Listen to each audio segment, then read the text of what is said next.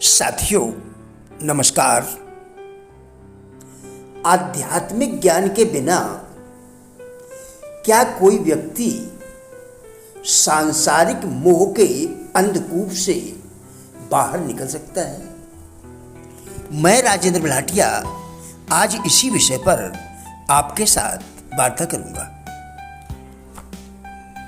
हम सभी ने जीवन चक्र का नाम सुना होगा। महापुरुषों के अनुसार जिस प्रकार से जन्म और मृत्यु निश्चित है, उसी प्रकार हमारे अच्छे व बुरे कर्मों का फल मिलना भी निश्चित है। यदि इसे चक्र के रूप में देखा जाए तो जैसे जैसे हम अच्छे या बुरे कर्म जीवन में करते जाते हैं, वैसे वैसे उसके परिणाम समयानुसार सामने आते जाते हैं। इसे कर्मों का भाग्य फल भी कह सकते हैं। इसे कर्मों का भाग्य फल भी कह सकते हैं। आइए इस कहानी से समझते हैं। एक बालक में बाल्यावस्था से ही वैराग्य की भावना प्रबल थी। उसका मन संसार में रमने के बजाय सहसा भगवत ध्यान में डूब जाया करता था। कुछ बड़ा होने पर उसने एक सन्यासी से दीक्षा लेकर सन्यास धारण कर गृह त्याग कर दिया। भगवत भजन के कारण उसका मन निर्मल होने के कारण भगवान की दिव्य अनुभूति होने लगी। भगवत भजन के कारण एवं उसका मन निर्मल होने के कारण भगवान की दिव्य अनुभूति होने लगी। तीर्थ यात्रा करते हुए जब वे वापस लौट रहे थे तो एक गांव के बाहर बगीचा में विश्राम करने लगे और सो गए। थोड़ी देर बाद शोर शराबे के कारण उनकी नींद टूट गई। देखा कि काफी लोग जमा हैं, बाजे बज रहे हैं। साधु ने लोगों से कारण पूछा तो गांव वालों ने बताया कि शादी हो रही है। साधु को शादी के बारे में ज्ञान नहीं था, तो लोगों ने पूरी बात बताई और साधु को भी बारात में ले गए। साधु ने मसालेदार खाना पहली बार खाया। वे कंदमूल फलों का आहार करते थे। उस रात साधु संध्या बंदन भी नहीं किया। उस रात साधु ने संध्या बंधन भी नहीं किया और एक कुएं की जगत पर सो गए। स्वप्न में देखा कि वे घोड़ी पर चढ़कर दूल्हा बनकर शादी करने जा रहे हैं। ठोकर लगने से वे कुएं में गिर गए। शोरगुल सुनकर कई लोग जाग गए और साधु को कुएं से बाहर निकाला। कुछ लोग साधु को पहचान गए और कुएं में गिरने का कारण पूछा।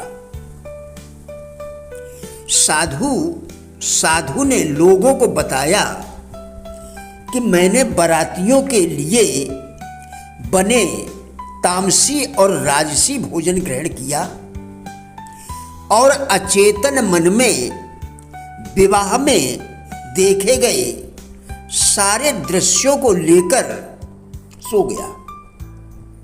फलस्वरूप मैंने एक स्वप्न देखा कि मैं घोड़ी पर सवार हूं और कुएं में गिर गया।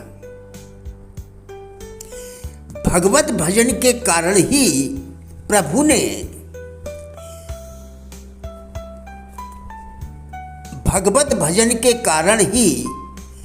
ने आपके माध्यम से मेरी रक्षा की। मेरा आप सबके लिए यही उपदेश है कि भगवान को कभी भूले नहीं। संसार में रहें पर संसार का होकर नहीं, वरन भगवान का होकर रहें। नित्य भगवत भजन, भगवत ध्यान, सात्विक आहार ग्रहण करें, नशे से दूर रहें, तो आप संसार में रहते हुए भगवत कृपा से संसार सागर से पार हो सकेंगे। मोह के अंधकूप से बाहर भी आ सकेंगे और पल पल आप भगवदानुभूति करते हुए जीवन में सदैव आनंदित रहेंगे। प्रभु पल पल आपके साथ होंगे और आपकी भी रक्षा करेंगे। यह कहते हुए महात्मा जी ने अपने गंतव्य की ओर चले गए।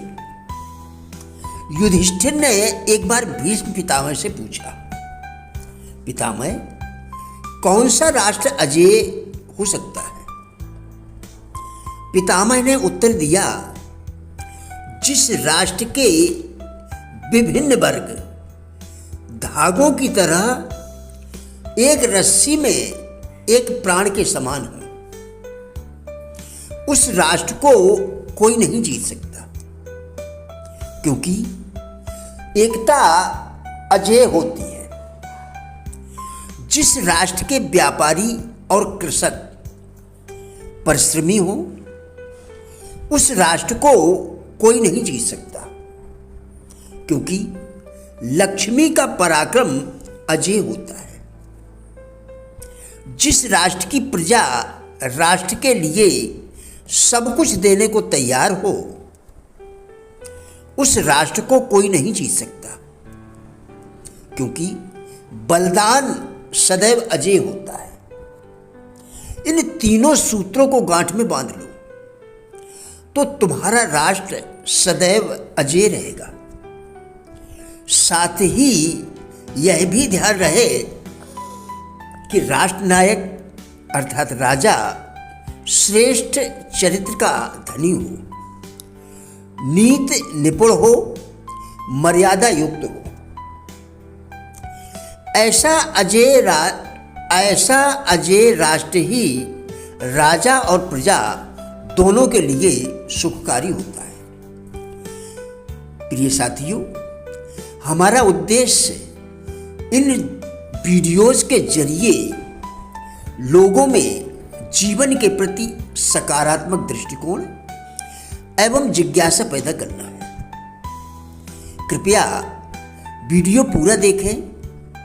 यदि आपको अपने जीवन के लिए यह वीडियो उपयोगी लगे तो कृपया सब्सक्राइब अवश्य करें, जिससे प्रतिदिन नया वीडियो आपको मिलता रहे और आप अपने जीवन में बदलाव ला सकें। धन्यवाद।